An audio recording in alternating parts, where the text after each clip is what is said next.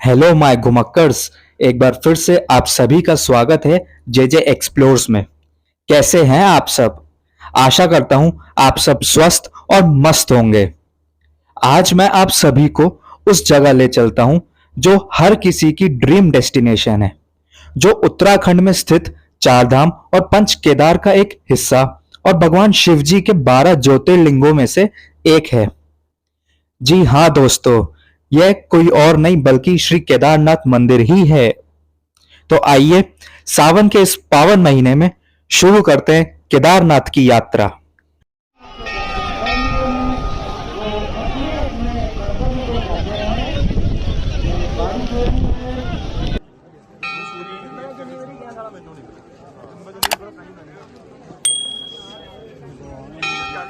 केदारनाथ मंदिर उत्तराखंड में मंदाकिनी नदी के पास गढ़वाल हिमालय श्रृंखला पर स्थित है। अत्यधिक मौसम के कारण मंदिर आम जनता के लिए केवल अप्रैल, अक्षय तृतीया और नवंबर कार्तिक पूर्णिमा के महीनों के बीच खुला रहता है। सर्दियों के दौरान मंदिर के विग्रह यानी कि देवता को अगले 6 महीनों तक पूजा करने के लिए ऊखीमठ ले जाया जाता है। केदारनाथ को शिव के सजातीय रूप के रूप में देखा जाता है, जो केदारनाथ के भगवान हैं, जो इस क्षेत्र का ऐतिहासिक नाम है।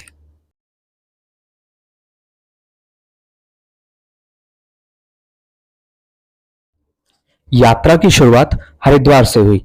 हरिद्वार से गुप्त काशी के लिए लोकल बसेस उपलब्ध थीं, लेकिन सड़कों पर भारी ट्रैफिक था।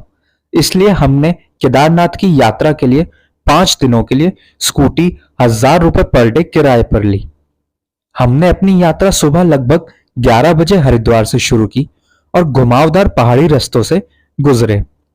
देवप्रयाग में भागीरथी और अलकनंदा नदियों का संगम आज भी हमें पहाड़ी नदियों के अप्रतिम सौंदर्य से रूबरू कराता है। गुप्त काशी के पूरे रास्ते में अलकनंदा नदी हमारे निरंतर साथी थी। हम लगभग रात के 9:30 बजे गुप्त काशी पहुंचे और नाइट स्टे के लिए एक होटल ढूंढा। गुप्त काशी में कई होटल हैं और यदि आप देर से पहुंचते हैं तो यहां आप नाइट स्टे कर सकते हैं।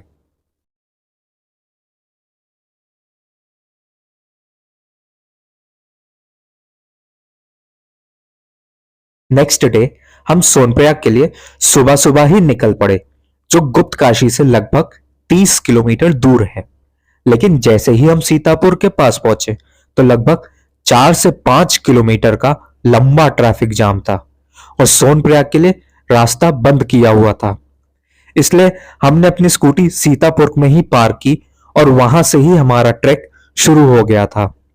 भारी भीड़ और लंबी लाइन के कारण हमको सोनप्रयाग पहुंचने में 3 घंटे लग गए।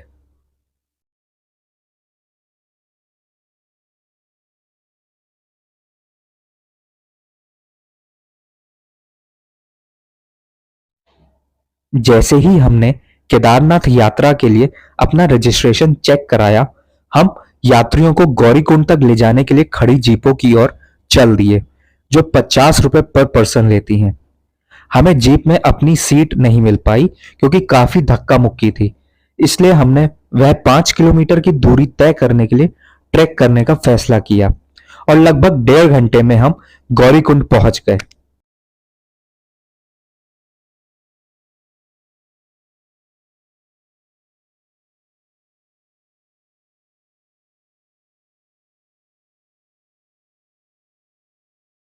केदारनाथ ट्रैक गौरीकुंड से शुरू होता है और लगभग 20 किलोमीटर की दूरी तय करते हुए केदारनाथ में समाप्त होता है। 2013 की आपदा के बाद ट्रैकिंग मार्ग बदल दिया गया था। पुराना ट्रैकिंग का रास्ता नए की तुलना में छोटा था।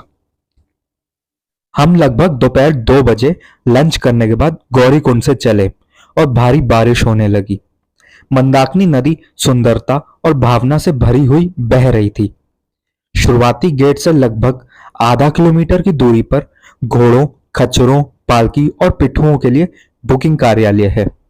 आमतौर पर बहुत बूढ़े या युवा तीर्थयात्री पिट्ठू की सेवा लेते हैं। आप इन्हें यहां से बुक कर सकते हैं।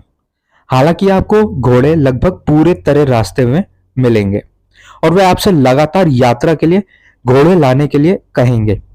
मुझे भी कम से कम नहीं तो 20 बार कहा गया था कि मुझे घोड़ा लेकर केदारनाथ जाना चाहिए।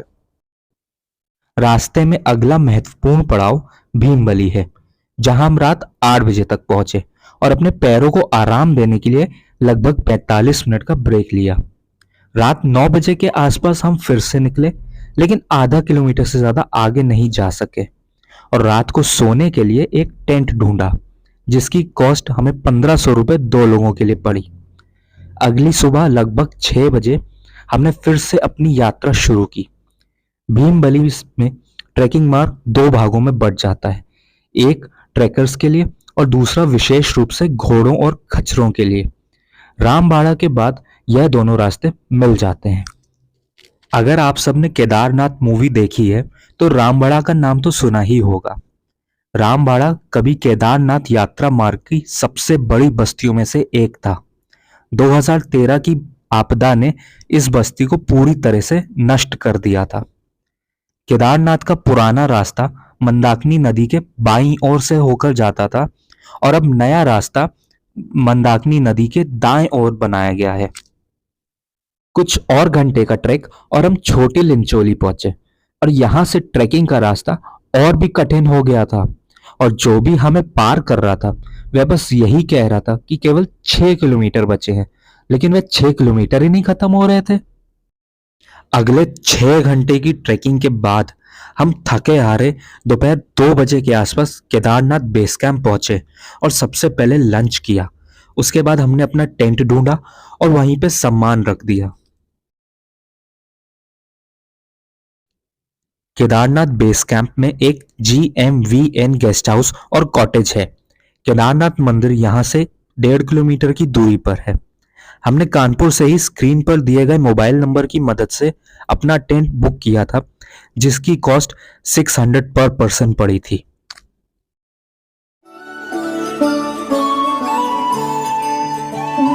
जय हो शंकरा, आदिदेव शंकरा, तेरे जाप के बिना चले ये सांस किस तरह। मेरा कर्म तू ही जाने, क्या बुरा है क्या भला। तेरे रास्ते पे मैं तो आंख मूंद के चला, तेरे नाम की जोत ने सारा हर लिया तमस मेरा। नमो नमो जय शंकरा, भोलेनाथ शंकरा, जय त्रिलोकनाथ शंभु जय शिवाय शंकरा। नमो नमो जय शंकरा, भोलेनाथ शंकरा, रुद्रदेव हे महेश्वरा। हम केदारनाथ मंदिर में शाम की आरती के लिए काफी समय पर थे। आरती शाम 5:30 बजे शुरू होती है, लेकिन दर्शन की लंबी लाइनों के कारण हमने अगली सुबह दर्शन करने का फैसला किया। हम अगली सुबह जल्दी उठे और लगभग 3 बजे केदारनाथ मंदिर के दर्शन करने की लाइन में लग गए। सुबह 5 बजे मंदिर के कपाट खुले और लाइन धीरे धीरे आगे बढ़ने लगी। लगभग 6 बजे तेज बारिश चालू हो गई और हम लोग हर हर महादेव के जयकारे लगाते हुए लाइन में अपने नंबर का इंतजार कर रहे थे और कुछ समय पश्चात हमारा भी नंबर आखिरकार आ ही गया था। मंदिर का आंतरिक भाग थोड़ा अंधकारमय है। यहाँ 5 पांडवों और उनकी पत्नी द्रौपदी की मूर्तियां हैं। मुख्य हॉल के अंदर एक शंक्वाकार आकार का पत्थर है, जिसके बारे में कहा जाता है कि उस बैल का कुबड़ है जिसे भगवान शिव जी ने बदल दिया था। मुख्य हॉल के अंदर भगवान शिव और कुछ अन्य देवताओं की मूर्तियां भी हैं। हमने मंदिर में प्रार्थना की और फिर कुछ देर तक वहां घूमते रहे और भोले बाबा की असीम कृपा से कुछ देर के लिए बारिश रुक गई और हमने फोटो शूट किया। लेकिन कुछ ही देर बाद जब हम नाश्ता कर रहे थे, स्नोफॉल शुरू हो गई थी। केदारनाथ मंदिर परिसर पर आपको हमेशा शांति का एहसास होगा। मंदिर के चारों ओर आपको कई राख से सने हुए साधु संत त्रिशूल लेकर बैठे हुए दिखेंगे। ऐसा लगता है कि वह अपनी ही दुनिया में है। इन साधुओं को मंदिर के चारों ओर कभी गाते हुए तो कभी गांजे का बर्तन लिए हुए देखना काफी दिलचस्प है।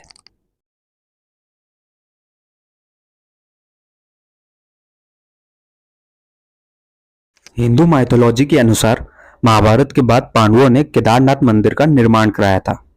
ऐसा कहा जाता है कि पांडव अपने कौरव भाइयों को मारने के बाद अपने पापों का प्रायश्चित करने के लिए भगवान शिव के पास माफी मांगने जाते थे, लेकिन भगवान शिव उनसे मिलना नहीं चाहते थे, इसलिए भगवान शिव गुप्त काशी में छिप गए। पांडवों और द्रौपदी ने गुप्त काशी में एक बैल देखा जो अन्य बैलों से बहुत अनोखा था। पांडव के भाई भीम ने पहचान लिया कि वह बैल कोई और नहीं बल्कि स्वयं भगवान शिव हैं। भगवान शिव जो उनसे छुप रहे थे वह नंदी बैल के रूप में थे। भीम केवल उनके कुबड़ पर ही काबू पा सके। बैल के रूप में शिव के शरीर के अन्य अंग अलग अलग स्थानों पर दिखाई दिए। बैल का कुबड़ यानी हम्प केदारनाथ में, नाभि यानी नेवल मध्य मदेश्वर में, दो अगले पैर टुंगनाथ में, चेहरा रुद्रनाथ में और बाल कपिलेश्वर में दिखाई दिए। इन्हें सामूहिक रूप से पंच केदार, 5 पवित्र स्थान कहा जाता है।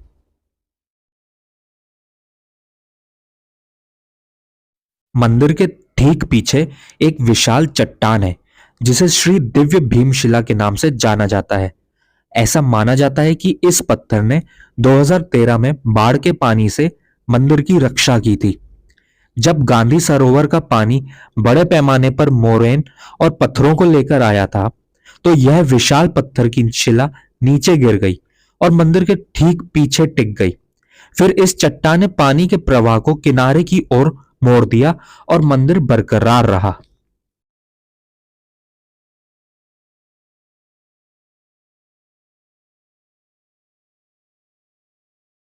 केदारनाथ मंदिर के आसपास कुछ समय बिताने के बाद हमने दोपहर लगभग 12 बजे भारी बारिश में प्लास्टिक रेनकोट और अपने कंधों पर भारी सामान पहने हुए गौरीकुंड की ओर अपनी वापसी यात्रा शुरू की। हमने बिना कोई ब्रेक लिए गौरीकुंड तक उतराई करी क्योंकि केदारनाथ में बादल फट गया था, इसलिए हम लोग थोड़ा डरे हुए भी थे।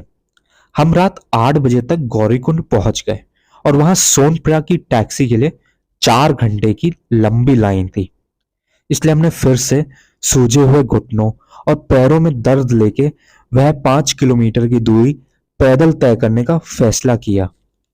गौरीकुंड से सीतापुर पार्किंग पहुंचने में हम लोगों को रात के 11 बज गए थे। उसके बाद हम लोग गुप्त काशी में होटल के लिए निकले और मैं उस होटल की जितनी तारीफ करूं उतनी कम है। जंगल रन इन होटल में हम लोगों ने नाइट स्टे किया और वहां की हॉस्पिटैलिटी इतनी अच्छी थी जिससे हम दोनों को रिकवर करने में काफी हेल्प हुई। नेक्स्ट डे आराम से रेस्ट करने के बाद हम लोग दोपहर 12 बजे हरिद्वार के लिए निकले और रात 7:30 बजे तक हम लोग अपनी डेस्टिनेशन पे पहुंच गए थे। केदारनाथ ट्रैक के लिए कुछ आवश्यक चीजें आपको अवश्य लेकर जानी चाहिए।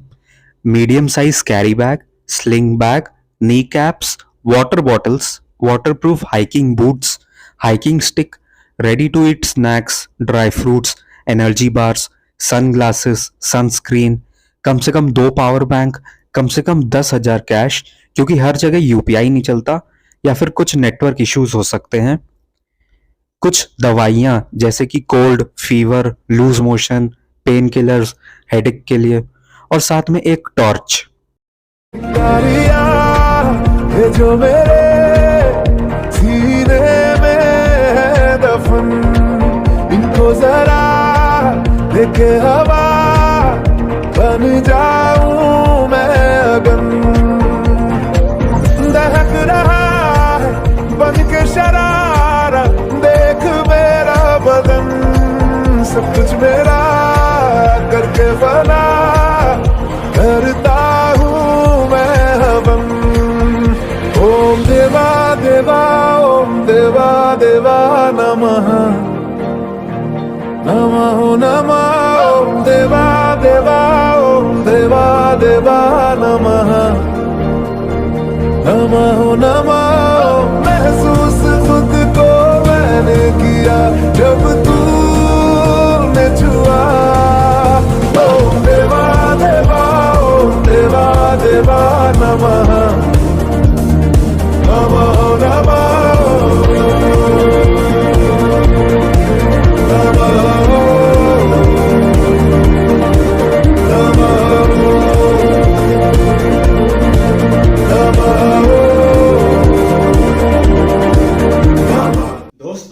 इसी के साथ हम सब अपना यह सफर यहीं समाप्त करते हैं। आशा करता हूं कि आप सभी को यह सफर अद्भुत लगा होगा और अगर वीडियो पसंद आई हो तो वीडियो को लाइक करें, शेयर करें और चैनल को सब्सक्राइब करें। चलिए फिर मिलते हैं आपसे किसी अगली लोकेशन पर। तब तक हंसते रहिए, मुस्कुराते रहिए और स्वस्थ रहिए। हर हर महादेव।